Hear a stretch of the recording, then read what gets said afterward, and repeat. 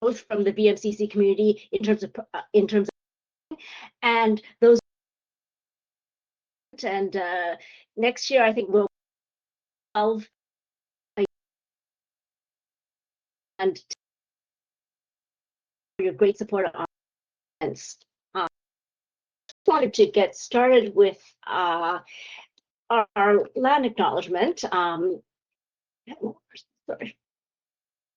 The Vancouver Maritime Centre for Climate operates on the traditional, ancestral, and unceded territory of the Squamish, Tsleil-Waututh, and Musqueam nations. And I know that other people in this group are on lands of other First Nations as well. So ask you for a moment to reflect on our historic relationships. And think about how we can incorporate the First Nations in our maritime shipping. So for those of you who are new to the VMCC, we are an industry-led organization. We are established in 2019 by stakeholders across ship operators, ports and terminals, government in the Vancouver area. We are focused on maritime decarbonization in BC particularly, although as you see from our events, we do bring in insights from participants around the world. As I said, we have our monthly speaker series. Next month, SAI Engineering will be presenting. And following that, we have a special event this year at UBC. Those of you who are on our mailing list will have received the notification in our newsletter. We are having an in-person event at UBC.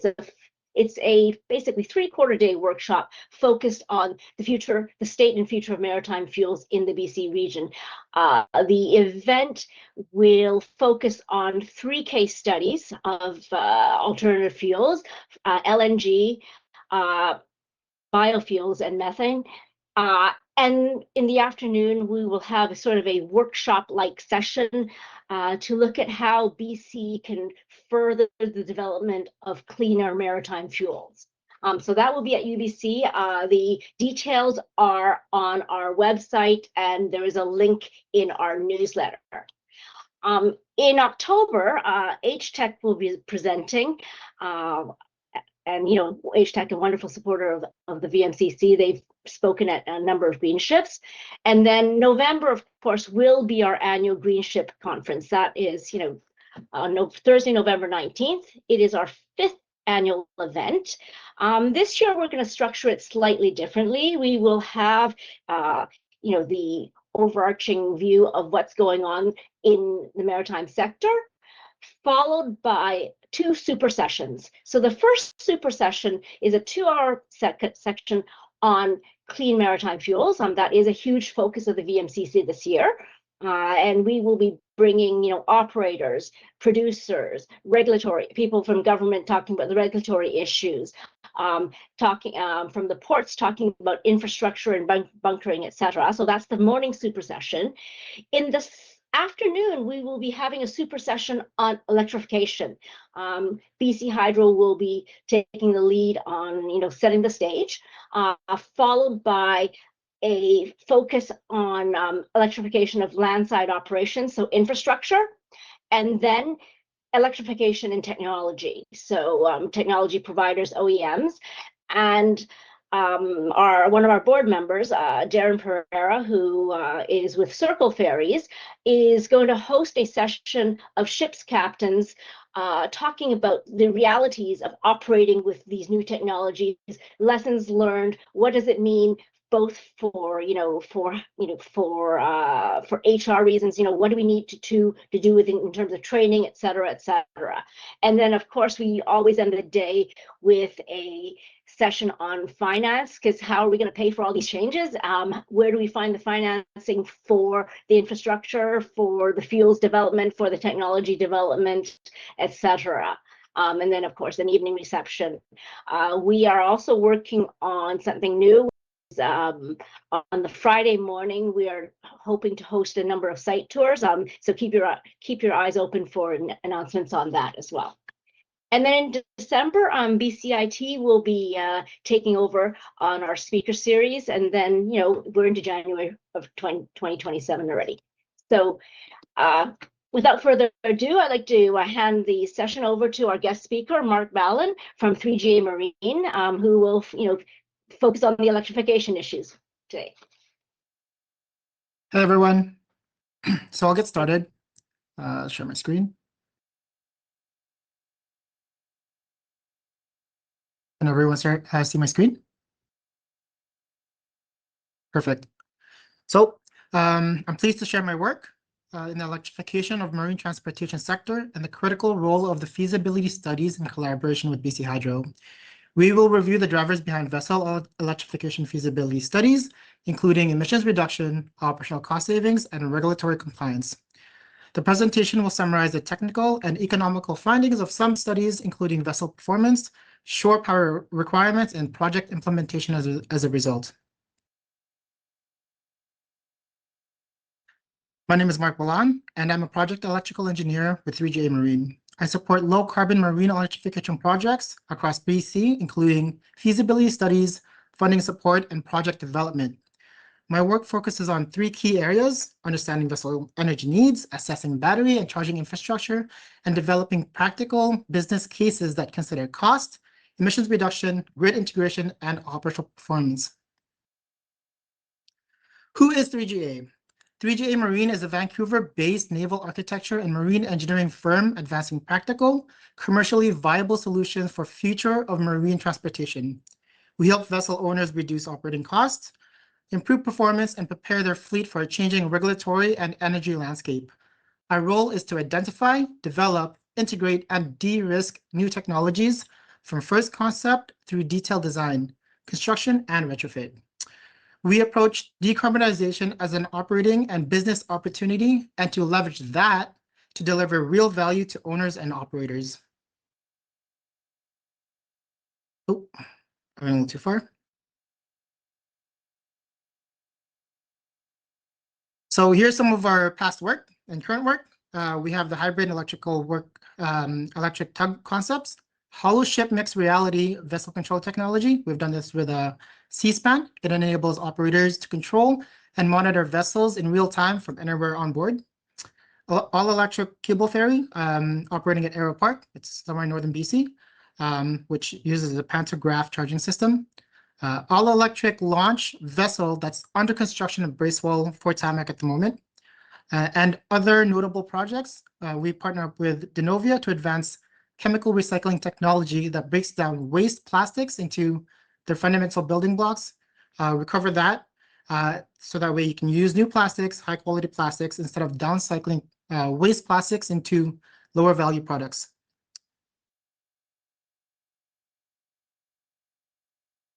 So let's begin where this started. The Paris Agreement, adopted in 2015, marked a turning point in global climate action.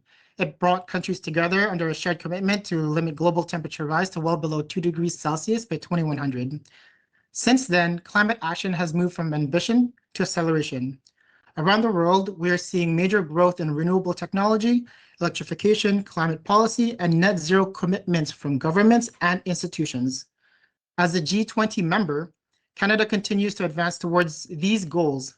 In British Columbia, Clean BC provides the provincial roadmap, which aims to reduce greenhouse gas emissions, accelerate electrification, and support a cleaner, more resilient economy. BC Hydro plays a critical role in delivering that vision. As BC's primary electric utility, BC Hydro generates, transmits, and distributes electricity throughout the province. With a hydroelectric grid, BC has one of the most cleanest energy in North America. Clean BC sets the climate action direction, while BC Hydro provides that practical pathway through electrification programs. This is where 3GA's work becomes important. Through its alliance with BC Hydro, 3GA supports electrification solutions for the marine transportation industry. Marine electrification is not simply about replacing diesel with electricity. It's more than that. It requires coordination between policy, utility capacity, technical design, and most importantly, customer needs. BC Hydro's feasibility study program helps define what is possible and what upgrades are required. For shore and vessel electrification, this relationship is critical. Vessels need dependable shore-side charging infrastructure. At the same time, shore power investments depend on a clear understanding of power and energy demands and future growth outlooks. One cannot succeed without the other. And finally, and most importantly, vessel owners and operators are the key to this revolution. Engineering and technology may create that opportunity, but it is their leadership, confidence, and willingness to implement clean technology that will change the industry.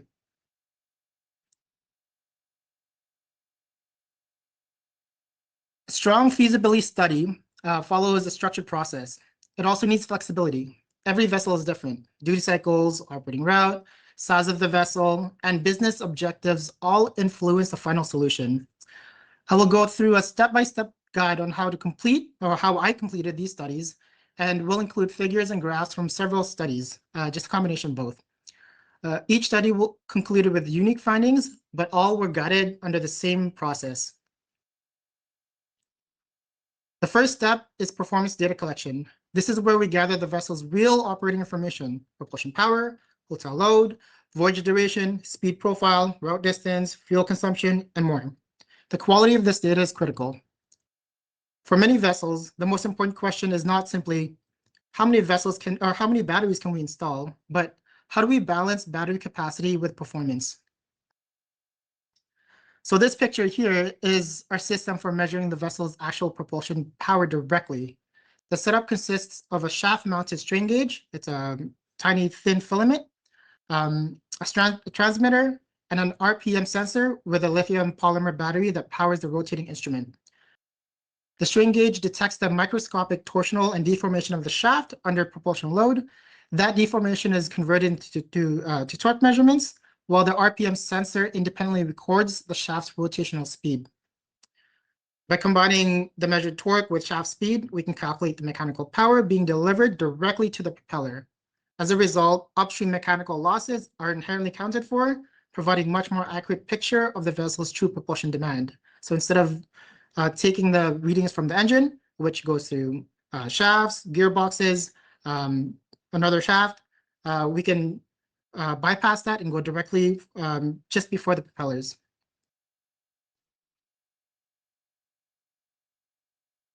Once the data is collected, the next step is data analysis. This is where the raw information becomes useful. We could identify load profiles and other performance metrics required for the study. So this data set was collected for a 1,000 horsepower tug. The method of normalizing the data set for all the studies remain the same. Data sets were recorded every second. We typically can collect about a month of reliable data, which results in over 1 million data samples to filter through. This step helps determine whether the vessel is a good candidate for electrification, hybridization, or a phased approach. From there, we can define operational requirements and perform key calculations with the client, with BC Hydro, and to determine the structure of the study. This operational graph was from the same boat. We can identify the operating patterns and its period of high and low propulsion demand. In this example, operations began at the 400-minute mark, so around 6:30 a.m. The vessel then completes a series of operations, which are separated by both brief and extended idle times. The energy consumption for this day was determined to be about 250 kilowatt hours. So this duty cycle is well suited for electrification. The longer idle period create a natural charging opportunity, and the vessels operate near shore, so there's close proximity to docks and close access to charging. Calculations at this stage provide the initial performance requirements for each design. So the design stage turns operational requirements into a practical vessel concept. The design must be tailored for the vessel's specific mission and operating environment. Each vessel operates differently. Each business case, I mean, you've got different endurance factors that you have to take into account. So this design was for an electric water taxi, so another study, same process. I chose this figure so we can see the inner workings of the structure to shed some light on what makes an electric vessel. Here you can see the batteries, you can see the propulsion system, so there's no engine at all. This design needed to carry 12 people, operate safely in waters where floating logs are common.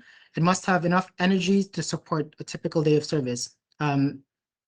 We strategically chose water jets just because you might encounter deadheads, and it was a client request. So at this stage, regulation becomes a key design driver. The vessel must comply with applicable marine standards and Transport Canada rules. These requirements directly influence equipment selection, system arrangements, and supporting safety measures. For vessels designed to TP127, lithium-ion batteries installations may require reference to additional standards such as ABS requirements. So that picture right in the middle is from ABS. The challenge here is that regulations to continue to evolve alongside technology. New requirements can emerge during design or even construction. So I put an example on the left where regulations may change. This is a regulation that required fire protection and exclusive dedicated fire protection and monitoring for cargo vessels and passenger ferries to address EVs carried on decks. So funny enough, we have a full electric ferry that we're constructing right now, and this regulation came out of nowhere. There was no big notification, and we had to implement this the safety measure into our design. So once the initial design is established, we move on to simulation. Using computational fluid dynamics and other analytical tools, we assess how the hull performs across different environmental conditions, operating speeds, and vessel weight. The results generate resistance and speed curves, which are then used to estimate propulsion demand and operational endurance. On the right side, we analyzed calm water, and on the left, we've got windy weather conditions. The GIFs on the left are a little jumpy, sorry, but it gets us into a steady state a few frames later. And the final step brings everything together into a clear decision-ready report. We can quantify fuel displacement, compare fuel and electricity cost, and determine the true operating impact of electrification. So these tables are from the tugboats that we collected data from. Or sorry, not from the tugboat, but this is the tugboat that is in current operation right now. This is the 3GA design tugboat. So the green table presents the operating data for the hybrid electric tugboat designed and supported by 3GA throughout the engineering cycle. The vessel can operate in diesel, full electric, and hybrid mode. Even in diesel mode, the hybrid tug uses approximately 83 liters less of fuel per job than the comparable conventional tug in the yellow table. At 4 jobs per day, that represents about 331 liters of avoided diesel consumption. In a full year of on-demand operation, the savings could reach approximately 120,000 liters, removing more than 300 tons of CO2 emissions. In full electric mode, diesel use and emissions are practically eliminated. This could displace up to 170,000 liters of fuel annually and deliver more than 300,000 in yearly fuel savings. That's accounting for gas or diesel prices at $2 per liter. So this table is for the data that we collected for the 1,000 horsepower. This was identified through one of our other feasibility studies. This specific tugboat was significantly underutilized during the data collection. The analysis still revealed substantial fuel displacement potential, showing that even limited operation can deliver meaningful savings through electrification. And that's pretty much it. Pretty straightforward, right? That's exactly what I thought in my first study. I was very wrong. In reality, the process is not a straight line. It's a continuous loop with changing requirements, new information, and plenty of unexpected challenges. First, we've got regulations that can change or introduce new requirements. These changes can affect the vessel structure, equipment selection, and possibly the entire design. Then we move on to simulation, and sometimes the results do not meet the original design intent. The vessel may require more power, a different hull form, or changes to the operating profile. When that happens, we have to go through the design, run that through simulation, and just iterate through the process. And equipment selection can also create a domino effect.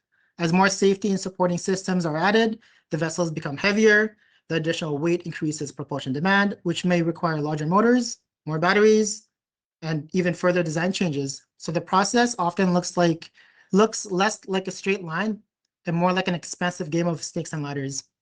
Design, simulate, review, adjust, and repeat. Fortunately, we built a method that avoids the endless loop.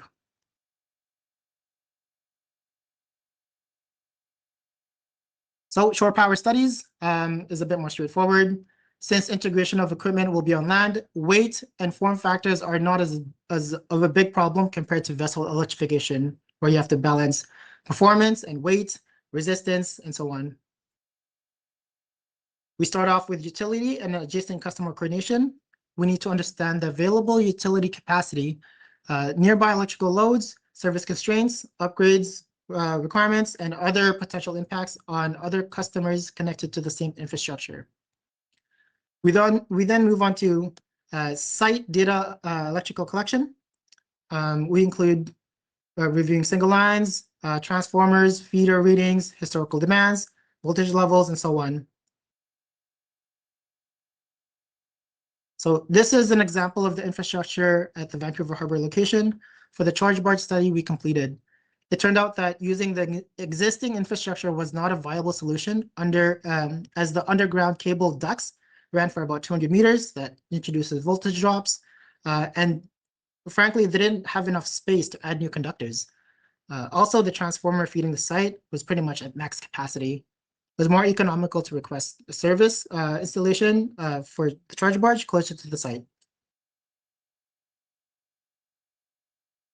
And then we move on to vessel energy and how we integrate that. We determine shore power capacity based on the vessel's energy and power demand.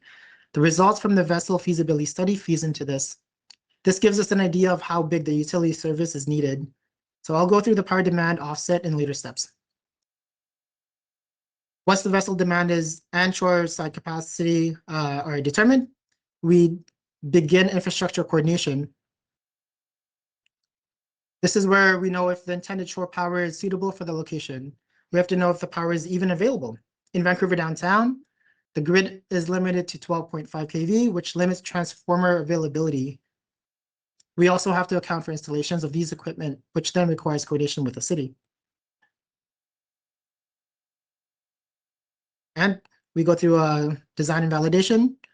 We develop and validate the design using load flow calculations, operational modeling, and energy storage simulations. Revalidations may be required as the study progresses.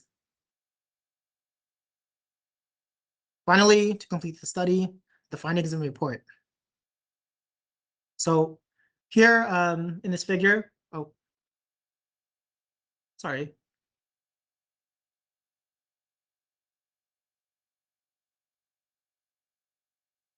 So this is the study from the charge barge. Charge barge feasibility for the CIRQL Ferries, which is a floating energy storage platform designed to address the limited real estate in downtown Vancouver and electric power capacity. The study assessed if we can use lithium batteries with what is known as a BESS, Battery Energy Storage System, to buffer surges of megawatts of charging power to charge all of the electric ferries. So the vertical bars are the ferry's state of charge, while the blue line is the charge barge battery's state of charge. The charge barge is intended to charge day and night at less than 500 kilowatts, while the ferries, when the ferries dock, it can output more than 3,000 kilowatts of power. The ferries require about 1.8 megawatts of charging when they do charge.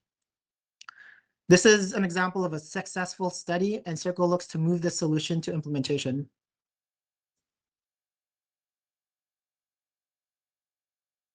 So this is an example of a study that was not feasible.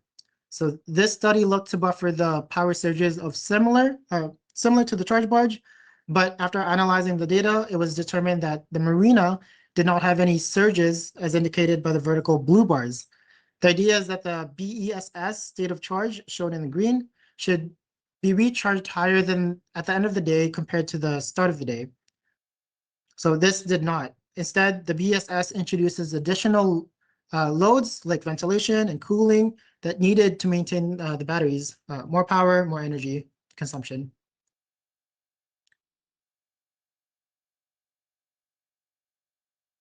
And a successful feasibility study builds confidence by balancing three areas: technical, commercial, and operational performance. Technically, the solution must integrate safely, address emerging technologies, and adapt to evolving regulations. The solution must address the fundamental questions such as, will it function as intended?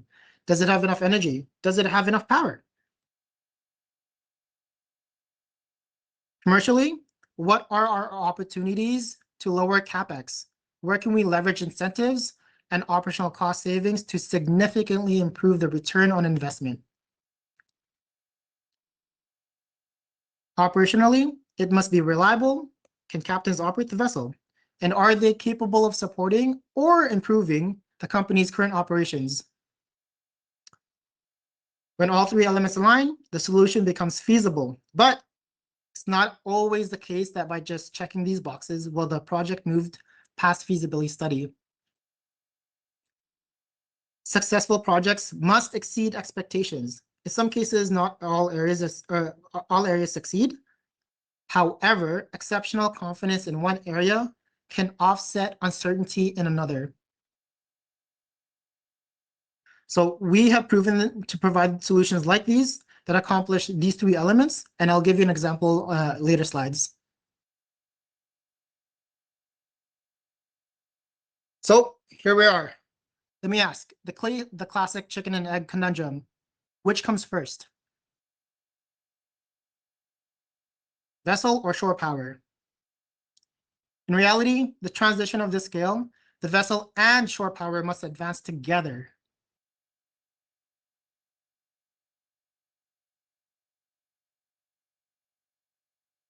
So here are some of our examples of our electrification work. Some of these stemmed from feasibility studies, and I'll just go through one by one.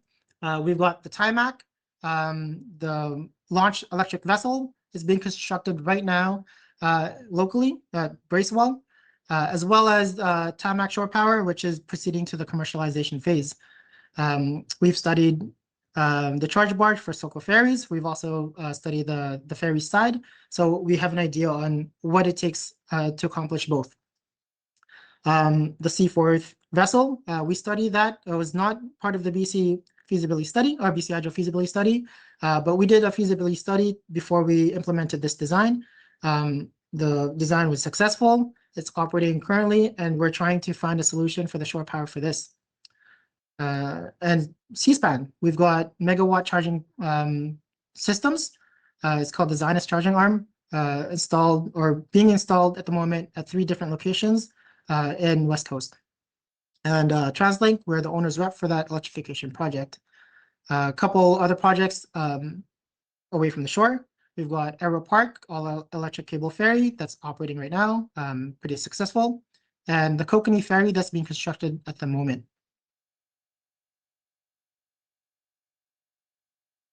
And there you go. That's the feasibility study.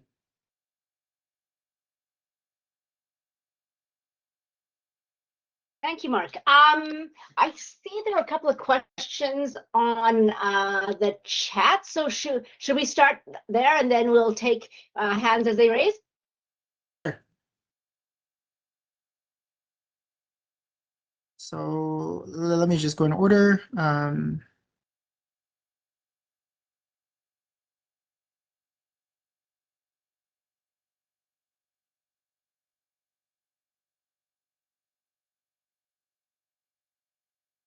So there is a question from Graham. I'm interested if 3GA has done any work looking into retrofitting existing hydrocarbon fueled vessels, or has the primary focus been ground up design electric vessels. So we have looked at vessel electrification retrofits for Seaspan as well.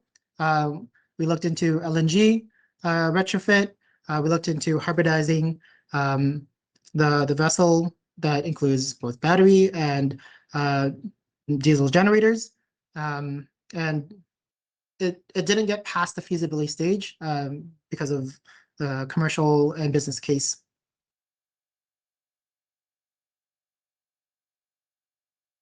Is there another question? I don't see another question. Oh, do battery electric vessels require a backup fuel propulsion system in the unlikely case of problems with the BESS drivetrain?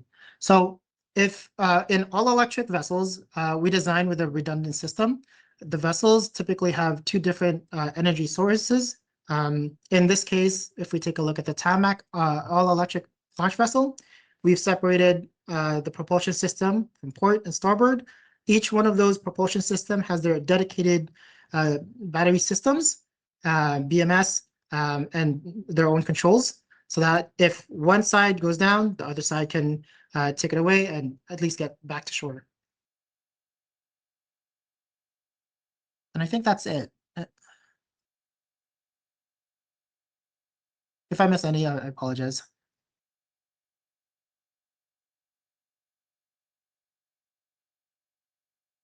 So,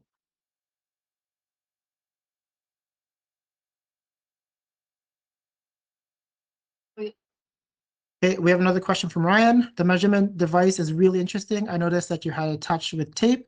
Is that a prototype? Or are you doing ongoing development to make that more market-facing product to help expand electrification and initiatives? So that measurement system, we use a system called Torque Track. It has to be mounted on the shaft, and because it's on rotating, the shafts can rotate at very high speeds. We have to secure it. We secure it with zap straps, as well as glass filament tape, so that way when it does rotate and it's in an operation, it's just not going to fling everywhere. We use that measuring device in 3 or 4 of our studies, and they all proved successful. When are new Tymac boats coming into service? So the new electric tugboats are the launch vessels. We're in the construction phase, and it's a little bit of delay, but we're looking in about a year before we can get that implemented. Mark, can Yes. you talk a little bit more about Seaspan's shore charging? And Yep. or whatever you can speak without an NDA. Yeah, so Seaspan has a few vessels that have batteries installed on their ferries. They dock at Tilbury and Swartz Bay. And those, at the time when it was constructed, they did not have shore power. So this is where the chicken and egg scenario comes in, where they couldn't utilize the full capability of vessels. They would only dock and use their generators or power they have just to maintain the ship's service. But in essence, they could not use those batteries for the propulsion system. So these arms, they use AC power and megawatts of power. They have a receiver on the ferries, and the Zenith charging arm extends like an elephant trunk, drops connector, and they connect automatically. And when they do, they start charging.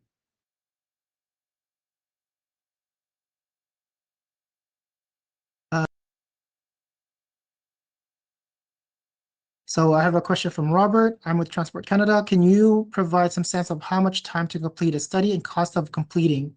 So each study is vastly different. The vessel, the type of operations it takes. We've done a study for Seaspan Ferries for 100 or one of their bigger ferries, and we also did one for Tymac for their 12-meter ferry. So in typically, it take about 4 or 5 months to do a study, but I've completed a study in as quick as 3 months, and if there's delays, it's going to delay that, of course. And I've done a study that took about 6 or 7 months. All in all, I believe I've done 8 or 9 feasibility studies thus far, both on the vessel side and the shore side. Question from Doug. Do electric vessels impact marine life, especially whales, inherently that the conventional vessels? So these electric vessels use electric motors, which are inherently quieter than conventional propulsion systems. Diesel engines are about 40% efficient. They run through the engine itself, go through shafts, go through gearboxes, and at the end, you're producing considerable amount of noise. We find that when we integrate all electric or hybrid systems, we go directly to the electric propulsion, the electric motor, and it reduces the noise significantly. One great example, I took representatives from BC Hydro. We went over to site at Reedport Marina. We boarded that Seaforth tugboat that I presented earlier, and just had them experience it. And it was eerily quiet. There was no sound. We were commuting, and they were like, "What is there? Is there supposed to be some sort of sound? Or what am I hearing?" And there was nothing. So we could hear people talking from across the shore. It was great. Question from Matthew: how long is the gestation period? That is from the start of the vessel commissioning. Do you need to collect at least a year of data first? So typically we'd like to collect as much data as possible, but the time constraints of the study and how long we get to complete a study is based on the client and BC Hydro. And so what we try to do is we try to collect as much data as we can in that time period. That is, of course, we've got restrictions from operations as well. We can't just go on the vessel and intrude and put on our measurement device because it's definitely going to halt their operations. So we try to get about a month's worth of data. Depending on the season, we interpolate that and we normalize that based on an average yearly operation. We might take the extremes from the highs and extremes from the lows and average that. Or we could take some fuel readings from the client themselves, compare that fuel reading to our measurements and normalize our measurements to those fuel readings. And that way we can have a better idea of what we're trying to work with in terms of how much battery capacity we need, resistance, wind conditions, and any other environmental conditions. Question from Robert: is the data and report shared beyond proponents involved? We submit directly to the client and BC Hydro, and it is up to them to share that report. From your experience so far, what gaps are there in technical, in terms of local Canadian content if operator wishes to maximize Canadian projects in a project? I haven't had to deal with Canadian content being in a project and being required to be fulfilled to complete that project. Yeah, I've done the funding side of a project as well. For that Tymac vessel, I applied for a funding program called Innovate BC, and we were proven successful. The client was provided a considerable amount of financial relief to get this project going. But in terms of Canadian content and what businesses you need to target to get that constructed, there was really no requirement. Any other questions?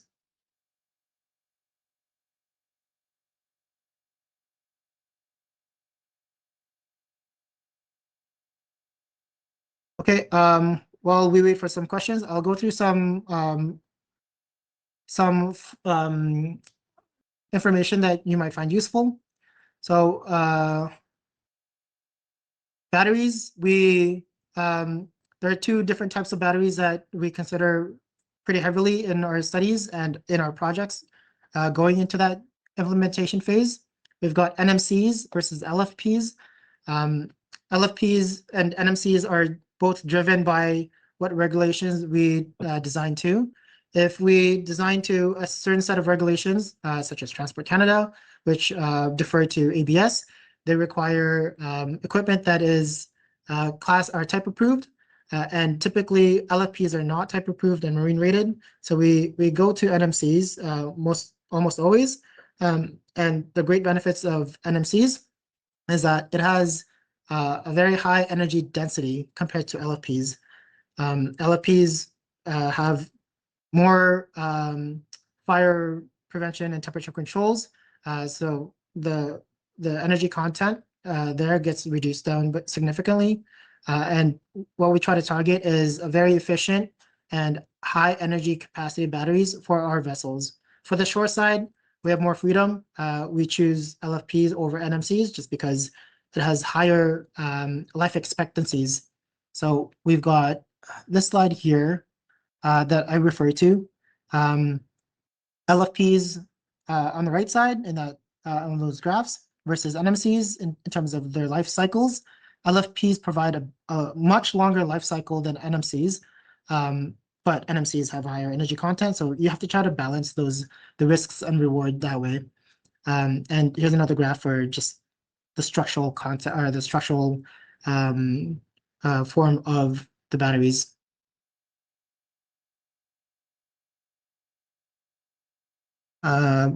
Question from Robert: are there any organizations providing your service in the area? Can you explain? I don't get your question. Can you please elaborate?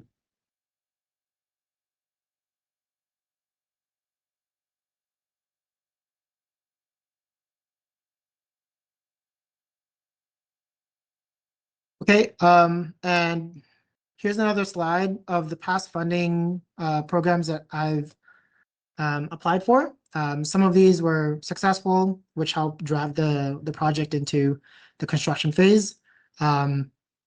What we try to do is we try to maximize the funding, and then we integrate any cost-saving opportunities, such as the electrification investment tax credit, the clean technology tax credits. If we're not successful in our other applications. Couple examples of successful funding applications are the ZEPS program, a Zero Emissions Propulsion System, and Innovate BC. The ZEPS were directed to one of the tugboats, and Innovate BC is for the Tymac Launch boat.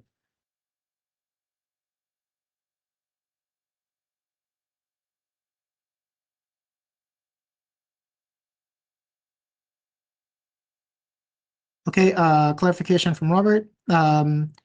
Are there any other service providers assessing vessel tech as your company does? From what I'm aware of, not in BC. I know that there are other companies on the East Coast that does similar to what we do, and they work for another company that advocates for clean technology. Question from Doug. Have you looked into single crystal electrode lithium-ion batteries? About 8 million kms to 70 to 80% state of charge or state of health for electric vessels or vehicles. So we try to look for batteries that are marine type approved, and almost always NMCs are the go-to. There are emerging technologies that make it more energy dense and more compact. They're what is known as solid state batteries. Still in the commercialization phase, but there are companies that offer or claim to offer semi-solid state batteries. And what that does is they take the cathode or the separator, and instead of having a liquid separator, which is violent, they've got solid state or solid separators that is more stable and can withhold more temperature rise and fluctuations, thus providing more energy. Question from Matthew. What type of fire suppression systems are on board your vessels for the battery systems? So depending on the manufacturer, they prescribe their own unique fire suppression systems. And if which can have a mix of water flooding, fire suppressions, or other fire suppression systems. Question from Matthew. From your local experience, where there is grid congestion relative to peak demand spikes, do you think it's feasible to deploy shore power batteries? Expanding transmission, particularly in urban areas, tend to take a lot of time and money. So the purpose of that, the shore charging feasibility studies is exactly that. We try to find solutions that defer away from upgrading the grid itself and maximizing the amount of energy that is available at the site. So if we go back to the charge barge results, here it is. So the charge barge results, we've got on the charge barge, we have batteries which charge at lower power, and we found that the magic number was less than 500 kilowatts, which is great because it aligned with transformers at the Vancouver location. And what that does is it's charging throughout the day and throughout the night when the vessels are not docked. The vertical bars are the ferries, the electric ferries, and each time they dock, they request 1.8 megawatts of power. So instead of upgrading the grid to support that increase in megawatts of power, we have these batteries that store energy throughout the day, and we essentially buffer that power demand. So instead of taking those power demand spikes directly from the grid, we take it from the batteries, and the batteries take lower demand spikes, just a fraction of that, to charge those batteries and to support that operation.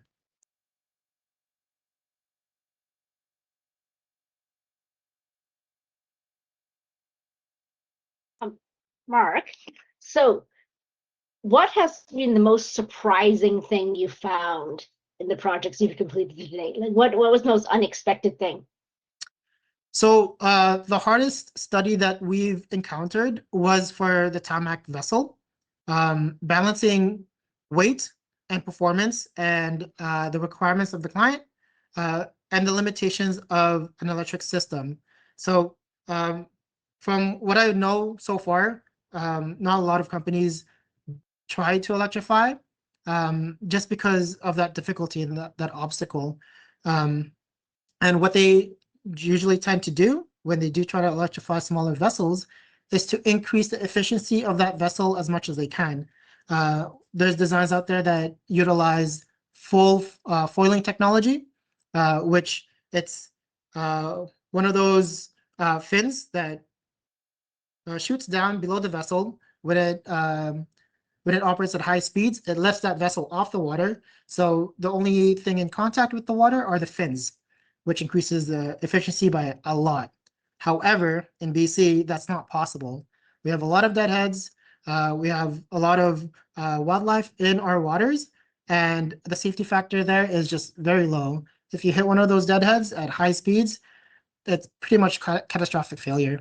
So we try to develop a hull that is as efficient as it can be in the limited amount of capacity that we have. But what we do find though is if we design the vessel with the available technology and reserve some sort of space or some sort of upgrade in the future, when these batteries do increase in efficiency, and they are developing quite rapidly at this stage, then we have that opportunity to replace those batteries in the future, take those batteries that are on the vessel and utilize that for the shore.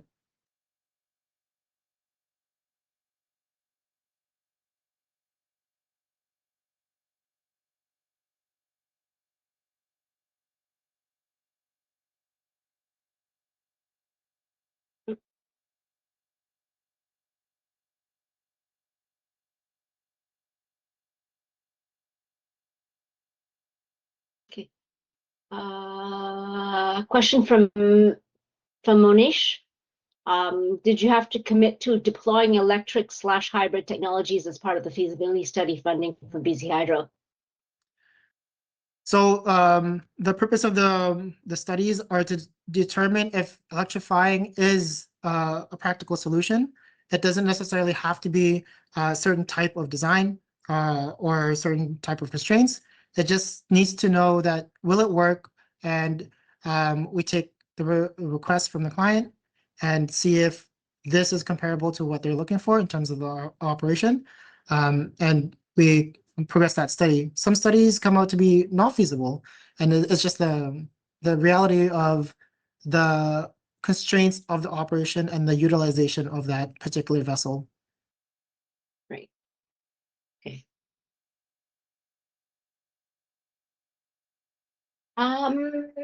Anything else for anyone?